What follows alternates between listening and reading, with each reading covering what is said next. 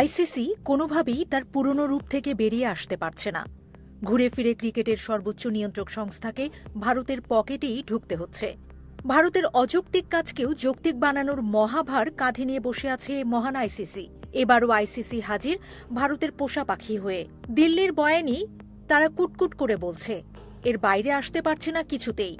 মুস্তাফিজুর রহমানকে আইপিএল খেলতে দেয়া হয়নি উগ্রবাদীদের কথা শুনে। ভারতীয় ক্রিকেট বোর্ড জানিয়েছে তারা নিরাপত্তা দিতে পারবে না। মাত্র একজন ক্রিকেটারের নিরাপত্তা দিতে না পারা ভারত ওটা বাংলাদেশ টিম ও দর্শকদের কিভাবে নিরাপত্তা দেবে? মহামান্য আইসিসির কাছে সে প্রশ্নের উত্তর নেই। তারা এসেছে ভারতের শেখানো গতানুগতিক বুলি আওড়াতে। এবার জানা গেছে বাংলাদেশের টি-20 বিশ্বকাপ ভাগ্য চূড়ান্ত হতে যাচ্ছে আগামী বুধবারের মধ্যেই। ক্রিকেট বিষয়ক ওয়েবসাইট ESPN ক্রিকইনফোর এক প্রতিবেদনে বলা হয়েছে, নির্ধারিত সময়ের মধ্যে ভারতে গিয়ে বিশ্বকাপে অংশ নেওয়া হবে কিনা এই সিদ্ধান্ত জানাতে বাংলাদেশ ক্রিকেট বোর্ড BCB-কে সময় বেঁধে দিয়েছে আন্তর্জাতিক ক্রিকেট কাউন্সিল ICC।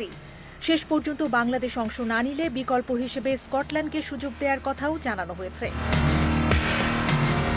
ESPN ক্রিকইনফোর প্রতিবেদনে বলা হয়, শনিবার ঢাকায় আইসিসি ও বিসিবির মধ্যে অনুষ্ঠিত দ্বিতীয় দফার বৈঠকে এই সময়সীমা নির্ধারণ করা হয়। তবে বৈঠকের পর বিসিবি যে আনুষ্ঠানিক সংবাদ বিজ্ঞপ্তি প্রকাশ করেছে, সেখানে সময়সীমা কিংবা বিকল্প দলের বিষয়ে কোনো উল্লেখ ছিল না। এর আগে গত বুধবার প্রথম দফার বৈঠকটি অনুষ্ঠিত হয় ভিডিও কনফারেন্সের মাধ্যমে।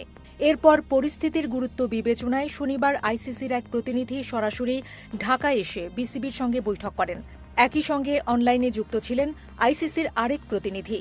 দুই দফা বৈঠকেই বিসিবি তাদের আগের অবস্থানে অনড় থাকার কথা জানিয়েছে আইসিসিকে। বিসিবির বক্তব্য, বর্তমান পরিস্থিতিতে ভারতে গিয়ে বিশ্বকাপ খেলতে তারা প্রস্তুত নয়। অন্যদিকে আইসিসিও পরিষ্কারভাবে জানিয়ে দিয়েছে, নির্ধারিত সূচি কিংবা ভেন্যুতে কোনো পরিবর্তন আনা হবে না। ফলে বাংলাদেশ যদি অংশ নিতে চায় তবে তাদেরকেই নির্ধারিত পরিকল্পনা অনুযায়ী ভারতে যেতে হবে। বৈঠকের পর বিসিবির বিজ্ঞপ্তিতে বলা হয়, বাংলাদেশের গ্রুপ পরিবর্তনের সম্ভাবনা নিয়ে আলোচনা হয়েছে।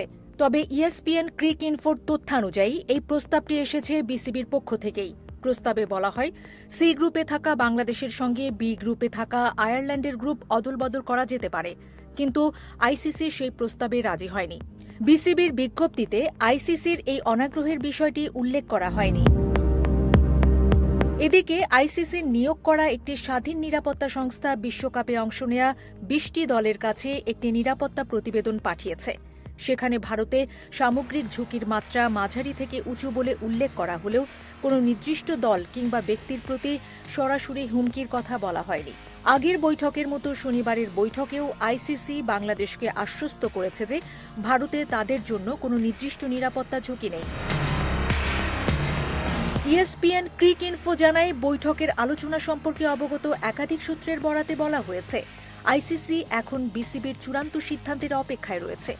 নির্ধারিত সময়ের মধ্যে বাংলাদেশ যদি বিশ্বকাপে অংশগ্রহণের বিষয়ে ইতিবাচক সিদ্ধান্ত না জানায় তবে আইসিসি বিকল্প দল নির্বাচনের প্রক্রিয়া শুরু করবে। র্যাঙ্কিংয়ের ভিত্তিতে সেই বিকল্প দল হবে স্কটল্যান্ড।